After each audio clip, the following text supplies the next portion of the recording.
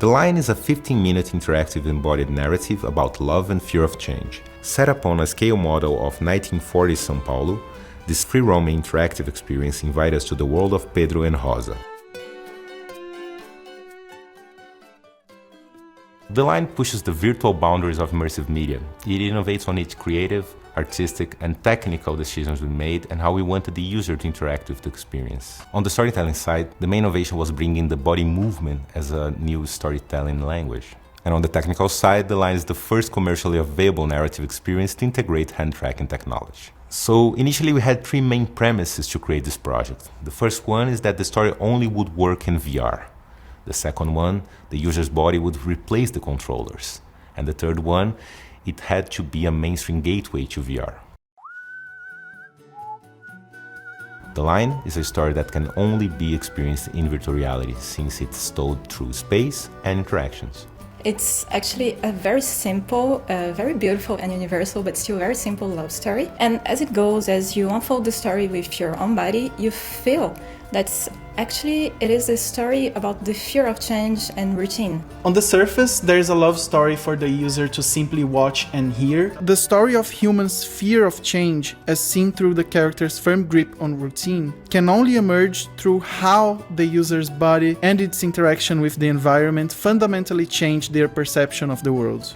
This narrative resource was only possible because we were obsessed with the concept of presence. The magic of VR works best on a personal scale, when things are within reach and close. But how do you tell a world-scale story on a personal space? It turns out there's an art form that has solved this and for hundreds of years, which is miniature scale models. And that's why we set out to tell this story on a miniature, because we could tell a story the size of the city of São Paulo inside a room within reach and become very personal. While creating The Line, the writing process and the production process happened at the same time. And actually this was quite challenging, but it was really, really great because we were able to really make this beautiful tailor-made experience. The whole creation process was user-oriented and it came from the software industry. We ended up borrowing a lot of knowledge from that area. When you have a team with a very diverse background, both professionally and personally, it's easier to question conventions, right? So people from the film business, from technology and games, you mix these together and you create something new. Most of it is about developing it as we test with users and see how they're interacting with the experience and just going back to the board and reworking a lot of stuff just to get it right.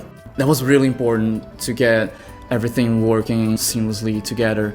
The narrative and interactions and everything the user's feeling. And adopting this process is the only way we found through a lot of experimenting to create something that is actually made for VR and was born in VR. Something that is an original virtual reality story.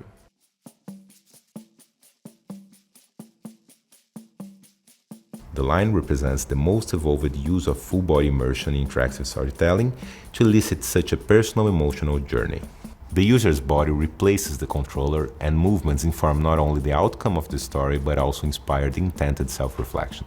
This is a great example of how new technologies can make artistic choices achievable and more approachable for audiences. As The Line was the first narrative experience designed for the Quest with a hand tracking feature, we had to overcome many challenges. Hand movements may be very organic and natural for humans, but they're complicated for computers. We had to teach computers how we work and not the other way around.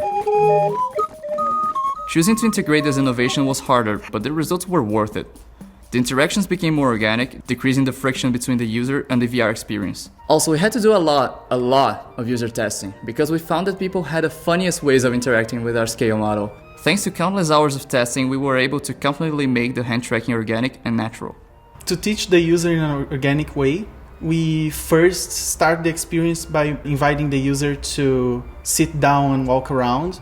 And this is our way of saying, hey, this is an experience where you have to use your whole body to interact. We had workshops with contemporary dance instructors where we learned bodies have their own syntax, greatly informing our approach to embodied cognition in interactive narrative design.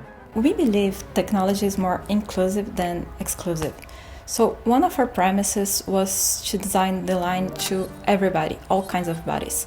And that's why we decided to design this seated, accessible experience. So when we make people move in the way that we planned and we designed it, we think that people can connect on a deeper level with the experience in a way that probably they've never experienced before.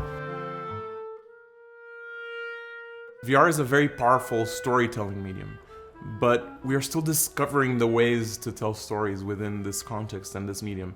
And on another level, how to distribute and make this a business. And the line is the first step in that direction, because that is how we design this experience, to become this sort of first step into VR for a lot of people. This is a very universal story, but I can't lie to you that I'm very proud to be in it, because it was generated in Brazil. It has a Brazilian DNA, even though it's a universal story and product. The final product, it's very, mainstream and universal, but it has a Brazilian flavor to it.